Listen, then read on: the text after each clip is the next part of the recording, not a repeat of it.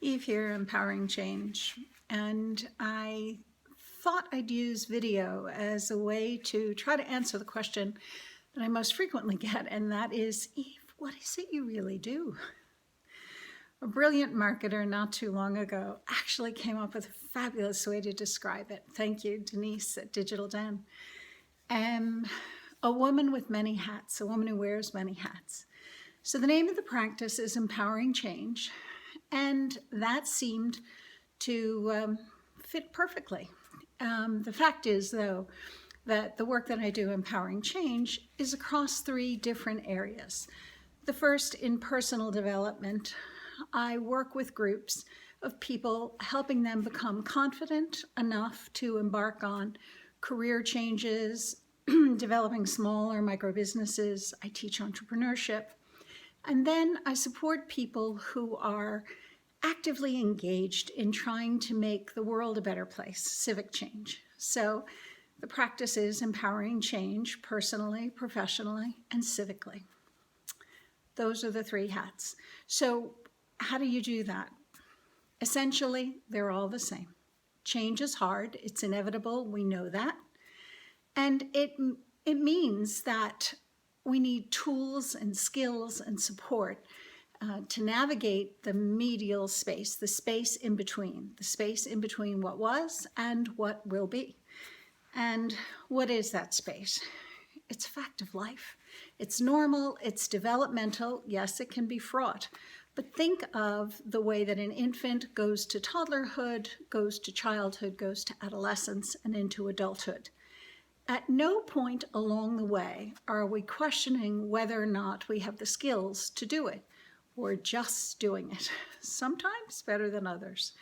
So in the way that I at least reared my children, it was to support them in the journey. And how do you do that?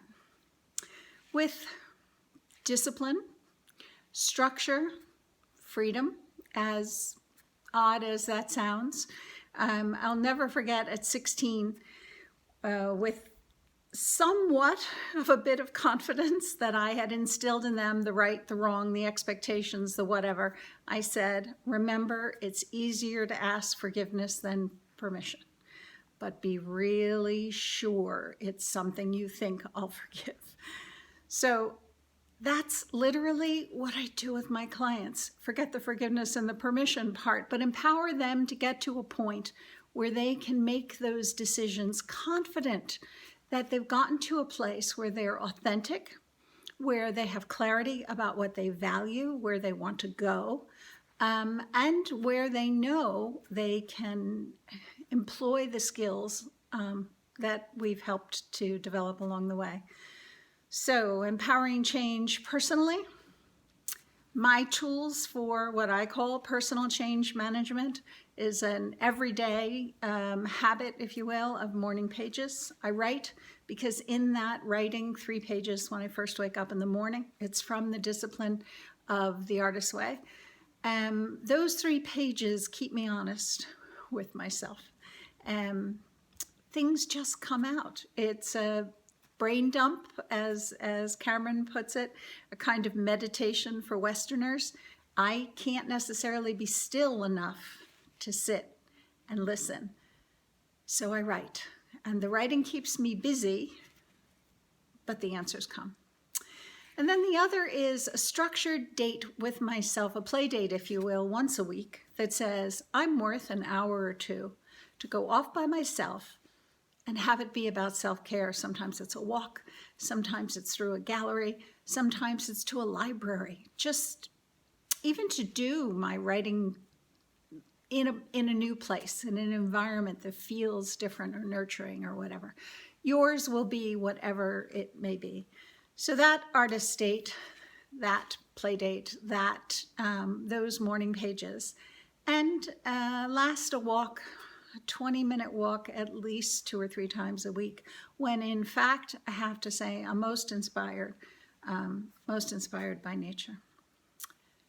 Personally, helping you put a structure into place, giving you a discipline, giving you an outline, so that whatever DIY event or change you want to take on in your life, you're prepared for it. You have the skills And by doing it in group, you have a group of peers who've watched you in your process, myself included, and are more than happy to support you on your way.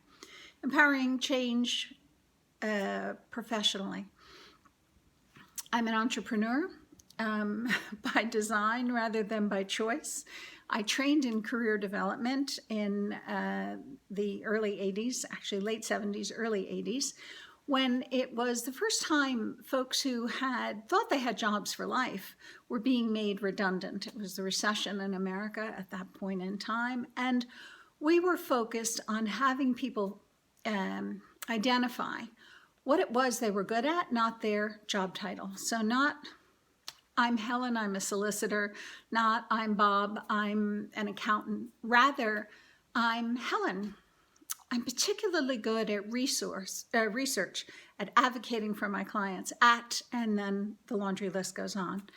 Bob, the accountant, what is he good at? Well, on discovery, it turns out he's appreciating more the creativity, the analytics, the working with entrepreneurs that he loved doing as opposed to just the tax returns.